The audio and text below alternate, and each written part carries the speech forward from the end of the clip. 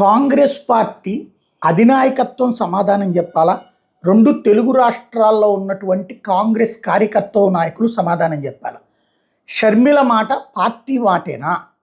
అంటే హిందూ దేవుళ్ళకి సంబంధించినటువంటి సొమ్ముని తీసుకెళ్ళి పంచాల, గుళ్ళు కట్టకూడదు, దళితవాడల్లో గుళ్ళు కట్టకూడదు, బడుగు బలహీన వర్గాల ప్రాంతాల్లో గుళ్ళు కట్టకూడదు, అదే సందర్భంలో గిరిజన ప్రాంతాల్లో గుళ్ళు కట్టకూడదు అన్నదే వాళ్ళ వైఖరా?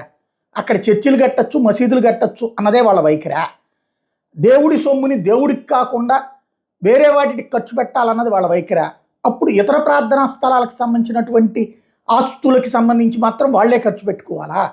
ఒక కాంగ్రెస్ పార్టీకి సంబంధించినటువంటి ప్రదేశ్ కాంగ్రెస్ కమిటీ అధ్యక్షురాలు మాట్లాడిన మాట మీద ఒక్క కాంగ్రెస్ నాయకుడు మాట్లాడట్లేదు, ఒక్కళ్ళు ఖండించట్లేదు, అందులో ఉన్నటువంటి హిందువులు కానీ హిందూ నాయకులు కానీ మాట్లాడట్లేదు. అంటే మీరందరూ కూడా శ్రీ వెంకటేశ్వర స్వామికి సంబంధించినటువంటి ఆస్తులతో కట్టేటటువంటి, అంటే శ్రీ వెంకటేశ్వర స్వామికి భక్తులు భక్తితో ఇచ్చినటువంటి సొమ్ములతో ఏదైతే హిందుత్వ ప్రాంతాలలో అన్ని ప్రాంతాలలో గుళ్ళని కట్టడానికి మీరు వ్యతిరేకమా? గుడి కట్టడాన్ని మీరు వ్యతిరేకిస్తున్నారా? షర్మిల మాటలతో ఏకీభవిస్తున్నారా?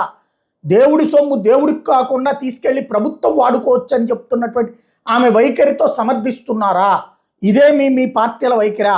మీ యొక్క వైఖరి కూడానా? మీ ఇళ్లల్లో కూడా మీరు మతం మారదలుచుకున్నారా? మీ ఇళ్లల్లో కూడా మీరు మీ దేవుళ్ళకి పూజలు చేయడం మానదలుచుకున్నారా? స్పష్టత ఇవ్వండి, లేదా సమాధానం చెప్పండి ఆవిడికి, లేదా ఆవిడ చేత ఆ మాట మాట్లాడటం ఆపించండి, తప్పని చెప్పించండి.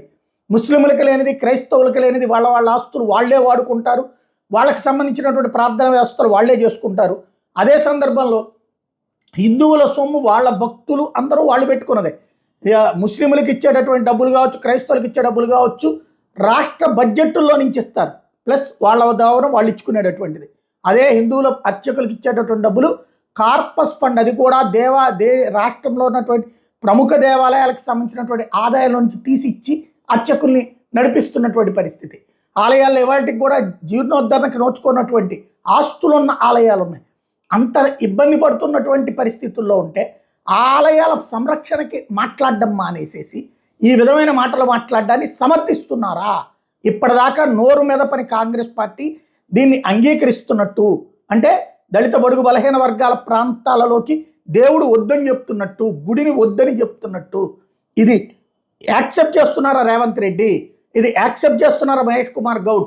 ఇది యాక్సెప్ట్ చేస్తున్నారా కాంగ్రెస్ పార్టీకి సంబంధించినటువంటి రాష్ట్ర వర్కింగ్ ప్రెసిడెంట్లు? అలాగే ఆయా కార్యవర్గాలు రెండు తెలుగు రాష్ట్రాలకి సమాధానం చెప్పి తీరాల్సిన అంశం.